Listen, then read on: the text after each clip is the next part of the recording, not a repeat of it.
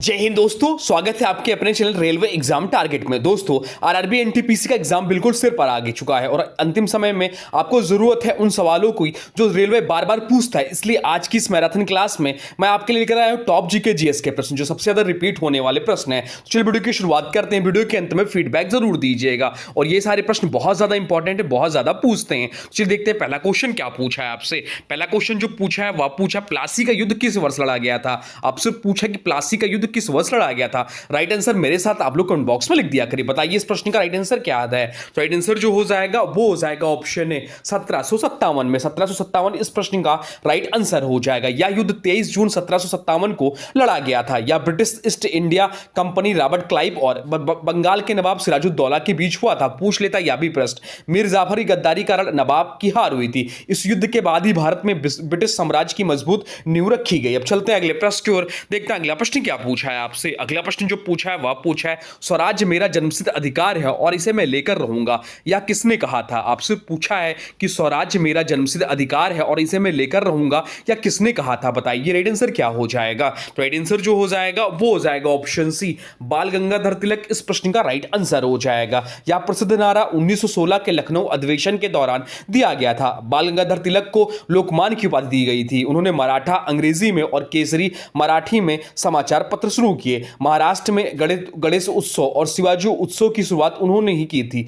अब चलते हैं अगले प्रश्न को। देखते हैं अगला प्रश्न क्या पूछा है आपसे। अगला प्रश्न जो पूछा है वह पूछा है भारतीय राष्ट्रीय कांग्रेस की स्थापना कब हुई थी। आपसे पूछा है कि भारतीय राष्ट्रीय कांग्रेस की स्थापना कब हुई थी। बताइए राइट आंसर क्या हो जाएगा। राइट आंसर कमेंट बॉक्स में लिख दीजिए। तो राइट आंसर जो हो जाएगा वो हो जाएगा ऑप्शन ए 1885 में। इसकी स्थापना 28 दिसंबर 1885 को बॉम्बे अब मुंबई में हुई थी। इसके संस्थापक एक सेवानिवृत्त ब्रिटिश अधिकारी एवो ह्यूम थे। पहले अधिवेशन की अध्यक्षता व्योमेश चंद्र बनर्जी ने की, जिसमें 72 प्रतिनिधियों ने भाग लिया था। उस समय भारत का वायसराय जो था लॉर्ड डफरिन था। यह भी प्रश्न पूछा है। अब चलते हैं अगले प्रश्न को। देखते हैं अगला प्रश्न क्या पूछा है आपसे। अगला प्रश्न जो पूछा है वह पूछा है सांची का स्तूप किसने बनवाया था। आपसे पूछा है कि सांची का स्तूप जो है किसने बनवाया था। बताइए राइट आंसर क्या हो जाएगा। राइट आंसर कमेंट बॉक्स में लिख दीजिए। राइट आंसर जो हो जाएगा वो हो जाएगा ऑप्शन बी सम्राट अशोक ने। सम्राट अशोक इस प्रश्न का राइट आंसर हो जाएगा। यह मध्य प्रदेश के रायसेन जिले में बेतवा नदी के तट पर स्थित है। इसका निर्माण 3री शताब्दी ईसा पूर्व में मौर्य सम्राट अशोक ने करवाया था। यह बौद्ध धर्म का एक प्रमुख और प्राचीन स्मारक है। इसे 1989 में यूनेस्को विश्व धरोहर स्थल में शामिल किया गया था। अब चलते हैं अगले प्रश्न को। देखते हैं अगला प्रश्न क्या पूछा है आपसे। अगला प्रश्न जो पूछा है वह पूछा है पानीपत का प्रथम युद्ध किस वर्ष हुआ था। आपसे पूछा है कि पानीपत का प्रथम युद्ध किस वर्ष हुआ था। बताइए राइट आंसर क्या हो जाएगा। राइट आंसर कमेंट बॉक्स में लिख दीजिए। तो राइट आंसर जो हो जाएगा वो हो जाएगा ऑप्शन सी 1526 में। यह युद्ध 21 अप्रैल 1526 को लड़ा गया था। यह युद्ध बाबर और इब्राहिम लोदी के बीच हुआ था, जिसमें बाबर की जीत हुई। इस युद्ध के साथ ही भारत में मुगल साम्राज्य की स्थापना हुई थी। बाबर ने इस युद्ध में पहली बार तोपखाने का इस्तेमाल किया था। अब चलते हैं अगले प्रश्न को। देखते हैं अगला प्रश्न क्या पूछा है आपसे। अगला प्रश्न जो पूछा है वह पूछा है गौतम बुद्ध ने अपना पहला उपदेश कहां दिया था। आपसे पूछा है कि गौतम बुद्ध ने अपना पहला उपदेश कहां दिया था। बताइए राइट आंसर क्या हो जाएगा। राइट आंसर कमेंट बॉक्स में लिख दीजिए। तो राइट आंसर जो हो जाएगा वो हो जाएगा ऑप्शन डी सारनाथ इस प्रश्न का राइट आंसर हो जाएगा। ऑप्शन डी इस प्रश्न का राइट आंसर हो जाएगा। सारनाथ उत्तर प्रदेश में दिए गए इस पहले उपदेश को धर्मचक्र प्रवर्तन कहा जाता है। बुद्ध का जन्म लुम्बिनी नेपाल में हुआ था। उन्हें ज्ञान की प्राप्ति बोधगया बिहार में निरंजना नदी के तट पर हुई थी। उनकी मृत्यु यानी कि महापरिनिर्वाण जिसे कहा जाता है कुशीनगर में हुई थी। अब चलते हैं अगले प्रश्न को। देखते हैं अगला प्रश्न क्या पूछा है आपसे। अगला प्रश्न जो पूछा है वह पूछा है वास्को डिगामा पहली बार भारत कब आया था। आपसे पूछा है कि वास्को डिगामा जो है पहली बार भारत कब आया था। बताइए राइट आंसर क्या हो जाएगा। राइट आंसर कमेंट बॉक्स में लिख दीजिए। तो राइट आंसर जो हो जाएगा वो हो जाएगा ऑप्शन बी 1498 में। ऑप्शन बी इस प्रश्न का राइट आंसर हो जाएगा 1498 में। वास्को डिगामा एक पुर्तगाली नाविक था जो समुद्री मार्ग से भारत आया था और 20 मई 1988 को केरल के कालीकट कोझिकोड बंदरगाह पर पहुंचा था। वहां के हिंदू शासक जमोरिन ने उसका स्वागत किया। उसने यूरोप से भारत तक के केप ऑफ गुड होप समुद्री मार्ग की खोज की थी। अब चलते हैं अगले प्रश्न को। देखते हैं अगला प्रश्न क्या पूछा है आपसे। अगला प्रश्न जो पूछा है वह पूछा है खजुराहो के मंदिर किस वंश के शासक ने बनवाए थे। आपसे पूछा है कि खजुराहो के मंदिर किस वंश के शासकों ने बनवाए थे। बताइए राइट आंसर क्या हो जाएगा। राइट आंसर कमेंट बॉक्स में लिख दीजिए। तो राइट आंसर जो हो जाएगा वो हो जाएगा ऑप्शन बी चंदेल इस प्रश्न का राइट आंसर हो जाएगा। यह मंदिर मध्य प्रदेश के छतरपुर जिले में स्थित है। इसका निर्माण चंदेल राजपूत शासकों द्वारा 950 ईस्वी से 1050 ईस्वी के बीच करवाया गया था। यह मंदिर हिंदू और जैन धर्म से संबंधित है। यहाँ का सबसे प्रसिद्ध मंदिर कंदारिया महादेव मंदिर है। चलते हैं अगले प्रश्न को देखते हैं। अगला प्रश्न क्या पूछा है आपसे। अगला प्रश्न जो पूछा है वह पूछा है असहयोग आंदोलन किस वर्ष शुरू हुआ था। आपसे पूछा है कि असहयोग आंदोलन जो है किस वर्ष शुरू हुआ था, बताइए। राइट आंसर क्या हो जाएगा, राइट आंसर कमेंट बॉक्स में लिख दीजिए। राइट आंसर हो जाएगा ऑप्शन बी 1920 में। यह आंदोलन 1 अगस्त 1920 को महात्मा गांधी द्वारा शुरू किया गया था। जालियांवाला बाग हत्याकांड और रॉलेट एक्ट के विरोध में इसे शुरू किया गया था। 4 फरवरी 1922 की चौरी चौरा घटना गोरखपुर में जो की है के बाद गांधी जी ने इसे वापस ले लिया। इस आंदोलन के दौरान स्वदेशी वस्तुओं को अपनाने पर जोर दिया गया था। अब चलते हैं अगले प्रश्न को देखते हैं। अगला प्रश्न क्या पूछा है आपसे। अगला प्रश्न जो पूछा है वह पूछा है भारतीय संविधान का कौन सा अनुच्छेद अस्पृश्यता के अंत से संबंधित है।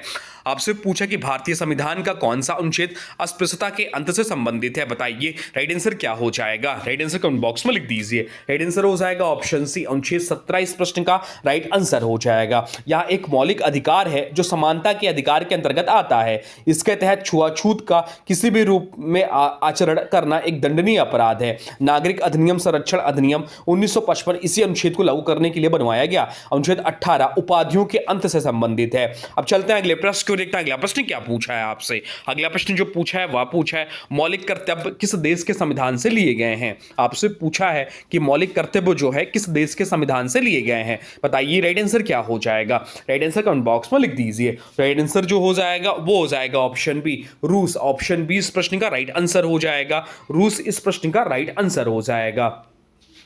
रूस इस प्रश्न का राइट आंसर हो जाएगा। इन्हें 42वें संविधान संशोधन 1976 द्वारा सरदार स्वर्ण सिंह समिति की सिफारिश पर जोड़ा गया था। यह संविधान के भाग 4A और अनुच्छेद 51A में वर्णित है। मूल रूप से 10 कर्तव्य थे। 10 कर्तव्य 6वें संशोधन 2002 द्वारा 11वां कर्तव्य शिक्षा का जोड़ा गया। वर्तमान में कुल 11 मौलिक कर्तव्य हैं। अब चलते हैं अगले प्रश्न की ओर, देखते हैं अगला प्रश्न क्या पूछा है आपसे। अगला प्रश्न जो पूछा है वह पूछा है नीति आयोग के पदेन अध्यक्ष कौन होता है। आपसे पूछा है कि नीति आयोग के पदेन अध्यक्ष कौन होता है, बताइए। राइट आंसर क्या हो जाएगा, राइट आंसर कमेंट बॉक्स में लिख दीजिए। राइट आंसर जो हो जाएगा वो हो जाएगा ऑप्शन सी प्रधानमंत्री इस प्रश्न का राइट आंसर हो जाएगा। नीति का फुल फॉर्म होता है national Institution for Transforming India. नीति का जो फुल फॉर्म होता है वो होता है national Institution for Transforming India. इसकी स्थापना 1 जनवरी 2015 को योजना आयोग के स्थान पर की गई थी। यह भारत सरकार के थिंक टैंक के रूप में कार्य करता है। नीति आयोग के पहले अध्यक्ष नरेंद्र मोदी और पहले उपाध्यक्ष अरविंद पनघड़िया थे। अब चलते हैं अगले प्रश्न को देखते हैं। अगला प्रश्न क्या पूछा है आपसे। अगला प्रश्न जो पूछा है वह पूछा है विटामिन सी का रासायनिक नाम क्या है। आपसे पूछा है कि विटामिन सी का रासायनिक नाम क्या है, बताइए। राइट आंसर क्या हो जाएगा, राइट आंसर कमेंट बॉक्स में लिख दीजिए। राइट आंसर जो हो जाएगा वो हो जाएगा ऑप्शन डी एस्कॉर्बिक एसिड इस प्रश्न का राइट आंसर हो जाएगा। विटामिन सी खट्टे फलों आंवला नींबू संतरा में प्रचुर मात्रा में पाया जाता है। इसकी कमी से स्कर्वी नामक रोग हो जाता है जिसमें मसूड़ों से खून आता है। यह एक जल में घुलनशील विटामिन है। विटामिन बी और सी जल में घुलते हैं। ये घाव भरने और इम्यूनिटी बढ़ाने में मदद करते हैं। अब चलते हैं अगले प्रश्न की ओर, देखते हैं अगला प्रश्न क्या पूछा है आपसे। अगला प्रश्न जो पूछा है वह पूछा है मानव शरीर की सबसे बड़ी ग्रंथि कौन सी है। आपसे पूछा कि मानव शरीर की सबसे बड़ी ग्रंथि कौन सी, बताइए। राइट आंसर क्या हो जाएगा, राइट आंसर कमेंट बॉक्स में लिख दीजिए। राइट आंसर जो हो जाएगा वो हो जाएगा ऑप्शन बी यकृत इस प्रश्न का राइट आंसर हो जाएगा। यकृत मानव शरीर का सबसे बड़ा आंतरिक अंग भी है। वजन लगभग 1.5 kg यानी कि 1.5 किलो। यह पित्त रस का निर्माण करता है जो वसा के पाचन में मदद करता है। यकृत में विटामिन ए, डी, ई, के और विटामिन B12 संचित रहते हैं। इसे पुनरुत्थान की सबसे अधिक क्षमता होती है इसकी। अब चलते हैं अगले प्रश्न की ओर, देखते हैं अगला प्रश्न क्या पूछा है आपसे। अगला प्रश्न जो पूछा है वह पूछा है कोशिका की आत्मघाती थैली यानी कि सुसाइड बैग किसे कहा जाता है। आपसे पूछे कोशिका की आत्मघाती थैली या किसे कहा जाता है, बताइए।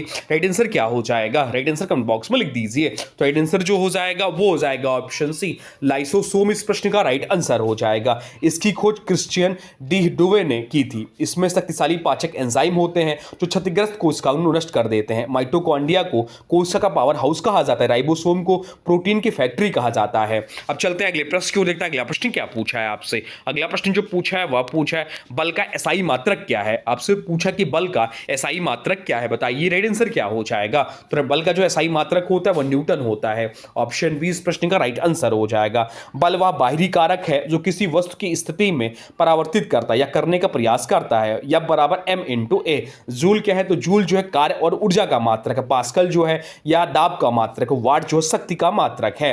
अब चलते हैं अगले प्रश्न को देखते हैं। अगला प्रश्न क्या पूछा है आपसे। अगला प्रश्न जो पूछा है वह पूछा है लॉफिंग गैस का रासायनिक नाम क्या है। आपसे पूछा है कि लॉफिंग गैस का रासायनिक नाम क्या है, बताइए राइट आंसर क्या हो जाएगा।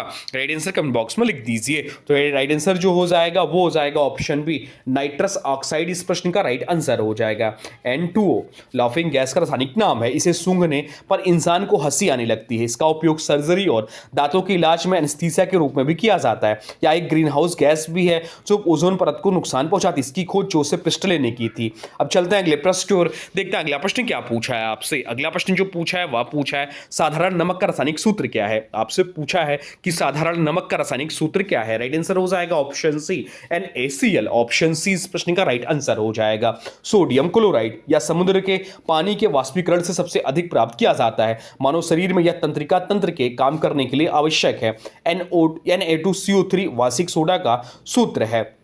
NaSCO3 बेकिंग सोडा का सूत्र है। अब चलते हैं अगले प्रश्न को देखते हैं। अगला प्रश्न क्या पूछा है आपसे। अगला प्रश्न जो पूछा है वह पूछा है वायुमंडल में नाइट्रोजन गैस का प्रतिशत लगभग कितना है। आपसे पूछा है कि वायुमंडल में नाइट्रोजन गैस का प्रतिशत लगभग कितना है, बताइए राइट आंसर क्या हो जाएगा। राइट आंसर कमेंट बॉक्स में लिख दीजिए। तो राइट आंसर जो हो जाएगा वो हो जाएगा ऑप्शन बी 78%। ऑप्शन बी इस प्रश्न का राइट आंसर हो जाएगा। वायुमंडल में सबसे अधिक पाई जाने वाली गैस नाइट्रोजन गैस 78% है। ऑक्सीजन लगभग 21% पाई जाती है जो जीवन के लिए जरूरी है। आर्गन जो है 0.93% और कार्बन डाइऑक्साइड 0.04% होती है। नाइट्रोजन का उपयोग पौधों के वृद्धि यानी कि उर्वरक और चिप्स के पैकेट में किया जाता है। अब चलते हैं अगले प्रश्न को देखते हैं। अगला प्रश्न क्या पूछा है आपसे। अगला प्रश्न जो पूछा है वह पूछा है हीरा और ग्रेफाइट किसके अप्रूफ हैं। आपसे पूछा कि हीरा और ग्रेफाइट किसके अप्रूफ हैं, बताइए राइट आंसर क्या हो जाएगा।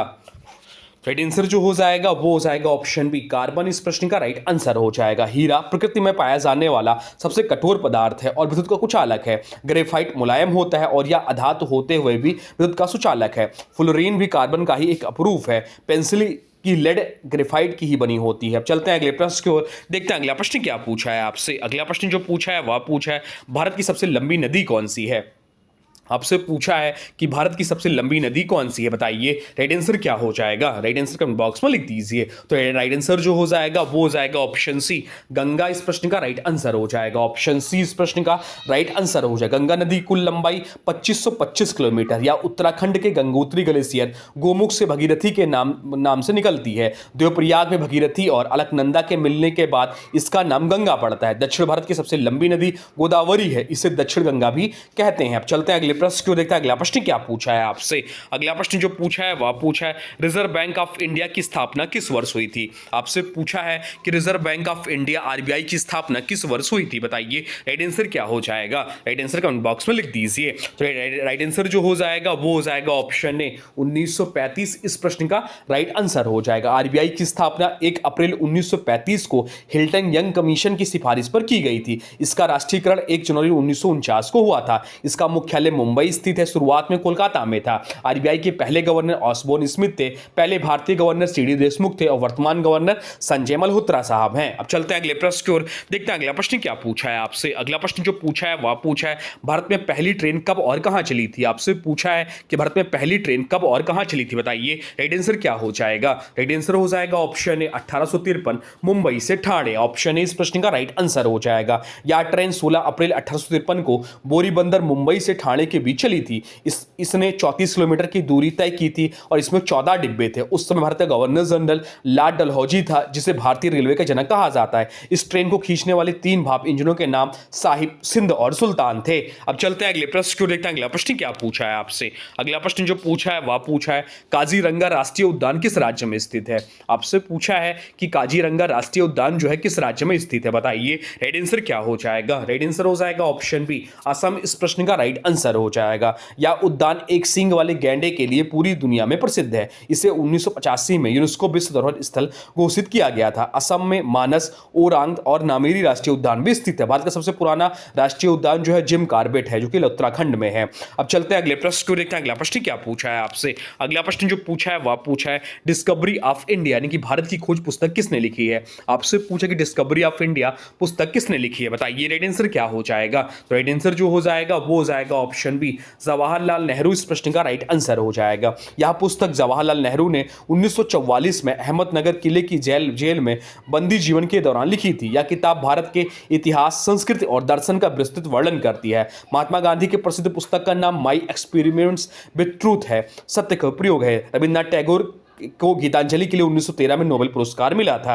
अब चलते हैं अगले प्रश्न को देखते हैं। अगला प्रश्न क्या पूछा है आपसे। अगला प्रश्न जो पूछा है वह पूछा है मानव शरीर का सामान्य तापमान कितना होता है। आपसे पूछा है कि मानव शरीर का सामान्य तापमान कितना होता है, बताइए राइट आंसर क्या हो जाएगा। तो राइट आंसर जो हो जाएगा वो हो जाएगा option B, 37 degree Celsius. Option B इस प्रश्न का राइट आंसर हो जाएगा।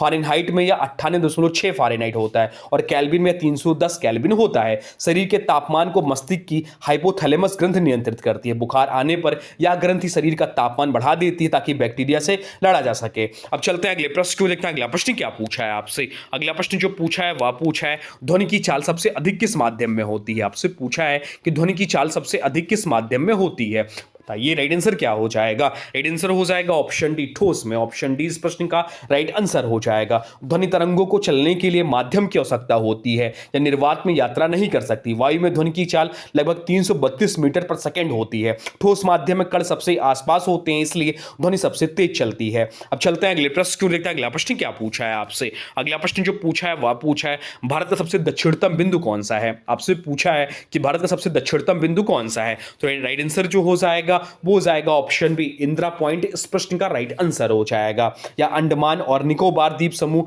ग्रेट निकोबार में स्थित है। मुख्य भूमि का सबसे दक्षिणी बिंदु कन्याकुमारी तमिलनाडु है। भारत का सबसे उत्तरी बिंदु जो इंदिरा कोल लद्दाख है। 2004 की भयंकर सुनामी में इंदिरा पॉइंट जलमग्न हो गया था। अब चलते हैं अगले प्रश्न को देखते हैं। अगला प्रश्न क्या पूछा है आपसे। अगला प्रश्न जो पूछा है वह पूछा है लोकसभा का सदस्य बनने के लिए न्यूनतम आयु कितनी होनी चाहिए। आपसे पूछा है कि लोकसभा का सदस्य बनने के लिए न्यूनतम आयु कितनी होनी चाहिए, बताइए राइट आंसर क्या हो जाएगा। राइट आंसर हो जाएगा ऑप्शन सी, 25 वर्ष। ऑप्शन सी इस प्रश्न का राइट आंसर हो जाएगा। राज्यसभा का सदस्य बनने के लिए न्यूनतम आयु 30 वर्ष होती है। राष्ट्रपति, उपराष्ट्रपति और राज्यपाल बनने के लिए न्यूनतम आयु 35 वर्ष है। मतदान करने की आयु 61वें संविधान संशोधन द्वारा 21 वर्ष से घटाकर 18 वर्ष की गई थी। अब चलते हैं अगले प्रश्न की ओर, देखते हैं अगला प्रश्न क्या पूछा है आपसे। अगला प्रश्न जो पूछा है वह पूछा है करो या मरो का नारा महात्मा गांधी ने किस आंदोलन में दिया था। आपसे पूछा कि करो या मरो का नारा महात्मा गांधी ने किस आंदोलन में दिया था, बताइए राइट आंसर क्या हो जाएगा। राइट आंसर हो जाएगा ऑप्शन सी, भारत छोड़ो आंदोलन इस प्रश्न का राइट आंसर हो जाएगा। ऑप्शन सी इस प्रश्न का राइट आंसर हो जाएगा। यह ऐतिहासिक आंदोलन 8 अगस्त 1942 को बॉम्बे के ग्वालियर टैंक मैदान में शुरू हुआ था। इसे अगस्त क्रांति के नाम से भी जाना जाता है। इस आंदोलन को दबाने के लिए ब्रिटिश सरकार ने ऑपरेशन जीरो आवर चलाया और सभी बड़े नेताओं को गिरफ्तार कर लिया गया था। चलते हैं अगले प्रश्न को देखते हैं। अगला प्रश्न क्या पूछा है आपसे। अगला प्रश्न जो पूछा है वह पूछा है पीएच स्केल की रेंज कितनी होती है। आपसे पूछा है कि पीएच स्केल की रेंज कितनी होती है, बताइए राइट आंसर क्या हो जाएगा। राइट आंसर कमेंट बॉक्स में लिख दीजिए। तो राइट आंसर जो हो जाएगा वो हो जाएगा ऑप्शन बी, 0 से 14 इस प्रश्न का राइट आंसर हो जाएगा। पीएच स्केल में 7 से कम मान अम्लीय होता है और 7 पीएच उदासीन होता है जैसे शुद्ध जल, और 7 से अधिक पीएच मान क्षारीय होता है। मानव रक्त का पीएच मान 7.4 होता है। अब चलते हैं अगले प्रश्न को देखते हैं। अगला प्रश्न क्या पूछा है आपसे। अगला प्रश्न जो पूछा है वह पूछा है विश्व पर्यावरण दिवस कब मनाया जाता है। आपसे पूछा है कि विश्व पर्यावरण दिवस कब मनाया जाता है, बताइए राइट आंसर क्या हो जाएगा। राइट आंसर हो जाएगा ऑप्शन ए, 5 जून। 5 जून को विश्व पर्यावरण दिवस मनाया जाता है। यह दिवस पर्यावरण संरक्षण के प्रति जागरूकता फैलाने के लिए पहली बार 1974 में मनाया गया था। 22 अप्रैल को पृथ्वी दिवस और 22 मार्च को विश्व जल दिवस मनाया जाता है और 21 जून को अंतर्राष्ट्रीय योग दिवस मनाया जाता है। अब चलते हैं अगले प्रश्न को देखते हैं। अगला प्रश्न क्या पूछा है आपसे। अगला प्रश्न जो पूछा है वह पूछा है भारतीय संविधान में वर्तमान में कितने मौलिक अधिकार हैं। आपसे पूछा कि भारतीय संविधान में वर्तमान में कितने कितने मौलिक अधिकार हैं? बताइए राइट आंसर क्या हो जाएगा? राइट आंसर हो जाएगा ऑप्शन बी 6। ऑप्शन बी इस प्रश्न का राइट आंसर हो जाएगा 6। मूल संविधान में 7 मौलिक अधिकार थे। 44वें संविधान संशोधन 1978 द्वारा संपत्ति के अधिकार को हटा दिया गया। अब संपत्ति का अधिकार अनुच्छेद 301 के तहत केवल एक कानूनी विधिक अधिकार है। अब चलते हैं अगले प्रश्न को देखते हैं। अगला प्रश्न क्या पूछा है आपसे? अगला प्रश्न जो पूछा है वह पूछा है सर्वदाता रक्त समूह कौन सा है? आपसे पूछा है कि सर्वदाता रक्त समूह कौन सा है? बताइए राइट आंसर क्या हो जाएगा? राइट आंसर हो जाएगा ऑप्शन डी ओ नेगेटिव विशेषकर। ऑप्शन डी इस प्रश्न का राइट आंसर हो जाएगा। ओ नेगेटिव रक्त समूह किसी को भी रक्त दे सकता है क्योंकि इसमें कोई एंटीजन नहीं होता, और ए बी पॉजिटिव जो है सर्वग्राही है होता है जो किसी से भी खून ले सकता है। रक्त समूहों की खोज कार्ल लैंडस्टीनर ने की थी। अब चलते हैं अगले प्रश्न को देखते हैं। अगला प्रश्न क्या पूछा है आपसे? अगला प्रश्न जो पूछा है वह पूछा है जीएसटी भारत में कब लागू किया गया था? आपसे पूछा है कि जीएसटी जो है भारत में कब लागू किया गया था? बताइए राइट आंसर क्या हो जाएगा? राइट आंसर कमेंट बॉक्स में लिख दीजिए। तो राइट आंसर जो हो जाएगा वो हो जाएगा ऑप्शन बी 1 जुलाई 2017। ऑप्शन बी इस प्रश्न का राइट आंसर हो जाएगा। जीएसटी का full form goods and service tax है। यह एक अप्रत्यक्ष कर है, इनडायरेक्ट कर है जिसने भारत में कई अन्य टैक्सों की जगह ली। इसे 101वें संविधान संशोधन अधिनियम द्वारा लागू किया गया था। असम भारत का पहला राज्य था जिसने जीएसटी बिल पास किया। अब चलते हैं अगले प्रश्न को देखते हैं। अगला प्रश्न क्या पूछा है आपसे? अगला प्रश्न जो पूछा है वह पूछा है जैन धर्म के 24वें और अंतिम तीर्थंकर कौन थे? आपसे पूछा कि जैन धर्म के 24वें और अंतिम तीर्थंकर कौन थे? बताइए राइट आंसर क्या हो जाएगा?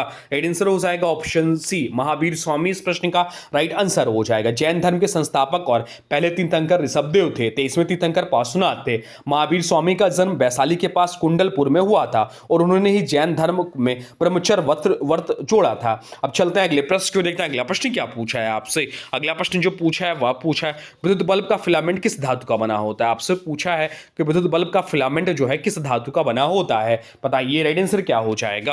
राइट आंसर हो जाएगा ऑप्शन बी टंगस्टन इस प्रश्न का राइट आंसर हो जाएगा। टंगस्टन का गलनांक बहुत उच्च लगभग 3422 डिग्री सेल्सियस होता है, जिससे यह ज्यादा गर्म होने पर भी पिघलता नहीं। इलेक्ट्रॉनिक हीटर और प्रेस की कॉइल नाइक्रोम तार की बनी होती है। विद्युत बल्ब के अंदर आर्गन या नाइट्रोजन जैसी अक्रिय गैसें भरी जाती ताकि फिलामेंट जले नहीं। अब चलते हैं अगले प्रश्न को देखते हैं। अगला प्रश्न क्या पूछा है आपसे? अगला प्रश्न जो पूछा है वह पूछा है कौन सा ग्रह लाल ग्रह के नाम से जाना जाता है? आपसे पूछा है कि कौन सा ग्रह जो है लाल ग्रह के नाम से जाना जाता है? बताइए राइट आंसर क्या हो जाएगा? राइट आंसर हो जाएगा ऑप्शन बी मंगल ग्रह इस प्रश्न का राइट आंसर हो जाएगा। मंगल की सतह पर आयरन ऑक्साइड की अधिकता के कारण यह लाल रंग दिखाई देता है। मंगल ग्रह के केवल 2 प्राकृतिक उपग्रह हैं, फेवोस और डिमोस। अब चलते हैं अगले प्रश्न को देखते हैं। अगला प्रश्न क्या पूछा है आपसे? अगला प्रश्न जो पूछा है वह पूछा है आपसे ओलंपिक खेलों में व्यक्तिगत स्वर्ण पदक जीतने वाले पहले भारतीय कौन थे? आपसे पूछा कि ओलंपिक खेलों में व्यक्तिगत स्वर्ण पदक जीतने वाले पहले भारतीय कौन थे? तो राइट आंसर जो हो जाएगा वो हो जाएगा ऑप्शन सी अभिनव बिंद्रा इस प्रश्न का राइट आंसर हो जाएगा। अभिनव बिंद्रा ने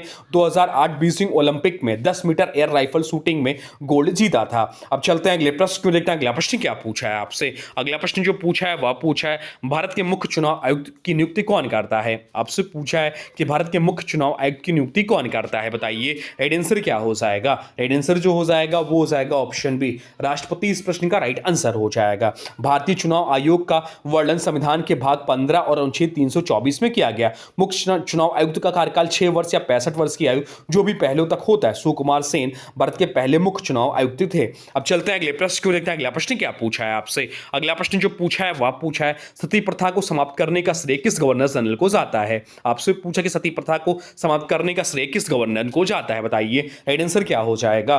तो राइट आंसर जो हो जाएगा वो हो जाएगा option B Lord William Bentinck इस प्रश्न का राइट आंसर हो जाएगा। 1829 में समाज सुधारक राजा राममोहन राय के अथक प्रयासों से लॉर्ड विलियम बेंटिक ने इसे गैर कानूनी घोषित कर दिया। राजा राममोहन राय ने 1828 में ब्रह्म समाज की स्थापना की थी। लॉर्ड डलहौजी को भारत में रेलवे, डाक और तार सेवा शुरू करने के लिए जाना जाता है। अब चलते हैं अगले प्रश्न को देखते हैं। अगला प्रश्न क्या पूछा है आपसे? अगला प्रश्न जो पूछा है वह पूछा है पेसमेकर का संबंध मानव शरीर के किस अंग से है? आपसे पूछा कि पेसमेकर का संबंध मानव शरीर के किस अंग से है? बताइए राइट आंसर क्या हो जाएगा? राइट आंसर हो जाएगा ऑप्शन डी हृदय इस प्रश्न का राइट आंसर हो जाएगा। पेसमेकर हृदय की धड़कन को नियंत्रित और नियमित करने का काम करता है। प्राकृतिक पेसमेकर हृदय के दाहिने अलिंद्र में स्थित होता है जिसे ऐसे नोड कहा जाता है। रक्त को शुद्ध करने वाले गुर्दे के काम करना बंद करने का कृत्रिम रूप से डायलिसिस किया जाता है।